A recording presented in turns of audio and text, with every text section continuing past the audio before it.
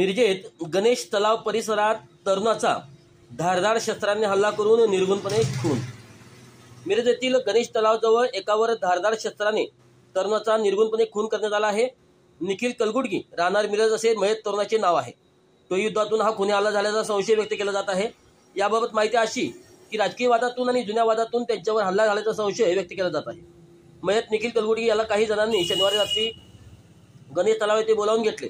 त्यानंतर त्याच्यावर धारदार हत्यारांनी हल्ला केला। डोक्यात वर्मी घाव बसल्याने निखिल हा रक्ताच्या थारोळ्यात खाली कोसळला। त्यानंतर हल्लेखोरांनी घटनास्थळावरून पलायन केले। याबाबत माहिती मिळताच निखिल कलगुडगी यांच्या मित्रांनी व नातेवाईकांनी घटनास्थळी धाव घेतली।